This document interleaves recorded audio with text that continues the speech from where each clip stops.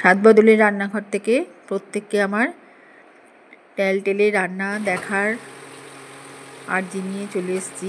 পৃথিবী শুরুর সময় থেকেই একই জায়গায় অবস্থান করছি, কোনো নড়নচড়ন নেই। জানি না কবে প্রত্যাশার মুখ দেখব, তবু একটা আশা থাকেই মনে, সেই আশা নিয়েই এগিয়ে চলেছি। যাকগে, আজকে আমি খুব হালকা স্বাস্থ্যকর একটি পনিরের রেসিপি নিয়ে এসেছি, যেটা ভীষণই টেস্টি, খুব কম মশলায় তৈরি আর শরীরের পক্ষে ভীষণই ভালো। দেখতে থাকুন কী করে করেছি।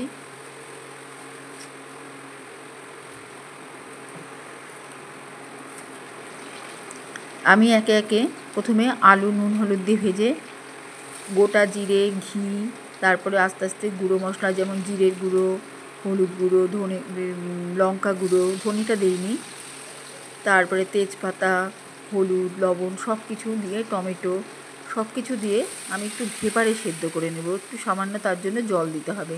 এবার তেলে, জলে, মশলায়, টমেটোর রসে এটা আগে প্রথমে আমি একটু এটা একটু সেদ্ধ করে নেব, এই ভাজা আলুগুলো আর পনিরগুলোকে। পুরো মশলা মাখা হয়ে সেদ্ধ হবে।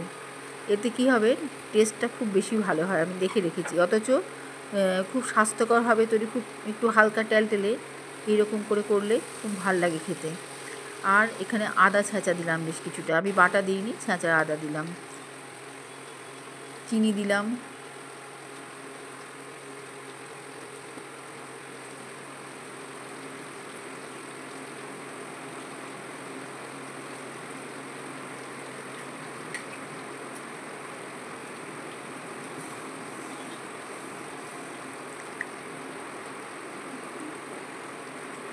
এখানে অনেকক্ষণ ধরে এটা কুক হচ্ছে। আর এখানে একটা সবজি স্টক দিয়েছি, যেটা আমি আলু আর কাঁচা লঙ্কা একটু সর্ষের তেলে সেদ্ধ করে নিয়েছি নুন দিয়ে। কিন্তু ওটা যখন আবার ফোড়ন দিই, সামান্য একটু জিরে ফোড়ন দিয়ে, হলুদ, জিরের গুঁড়ো, লঙ্কার গুঁড়ো দিয়ে এই যে আলু লঙ্কা সেদ্ধ জলটা ঢেলে দিয়েছি, যার মধ্যে আলুটা কিন্তু আমি ম্যাশ করে দিইনি, লঙ্কাটাও তুলে আলাদা করে রেখেছি, শুধু জলটা নিয়েছি। ওই জলটা দিয়ে এটাকে ফুটিয়ে নিচ্ছি।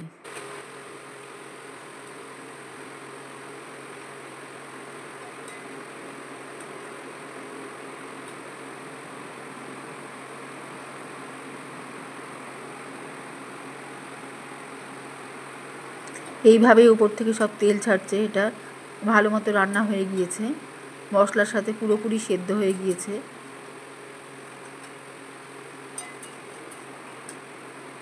আরও তেল ছাড়বে, আরও জলটা শুকিয়ে, যতই জল শুকাবে ততই তেলটা উপরে ভেসে উঠবে।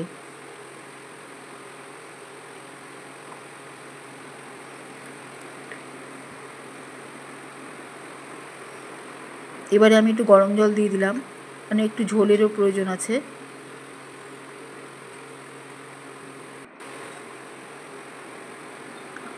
আলুগুলো বেশ সেদ্ধ হয়ে এসছে।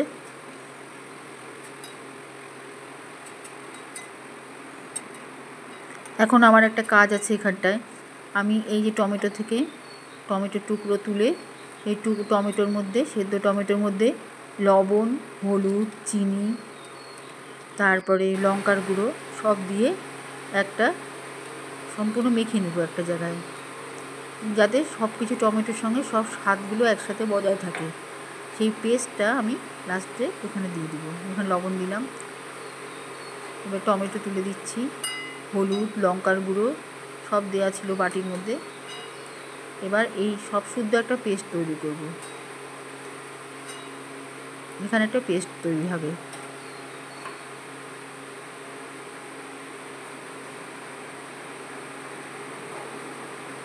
এতে কী হবে, রান্নার মধ্যে সম্পূর্ণ স্বাদগুলো ঠিকঠাক মতো এটাকে ইনট্যাক্ট হবে, সবগুলো ধরে রাখতে পারবে।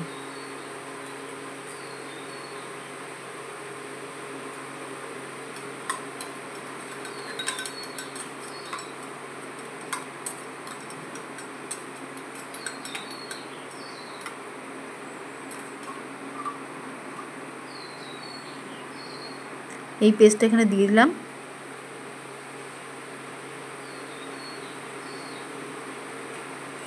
এখানে প্রায় জল অনেক টেনে এসছে, যতটা আছে জল টেনে নিয়ে তেলটাই ভাসছে উপরে।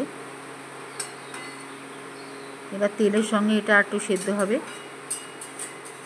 এই পেস্টটা।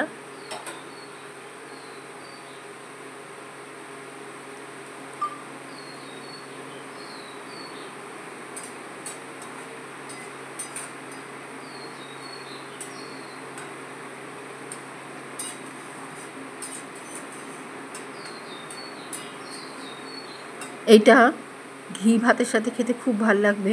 ঘি ভাত মানে ওর মধ্যে কোনো সবজি যাবে না, প্লেন ঘি ভাত। এখানে আমি গোটা গরম মশলা বেটে একটু জল দিয়ে ঝোল ঝোল করে নিব।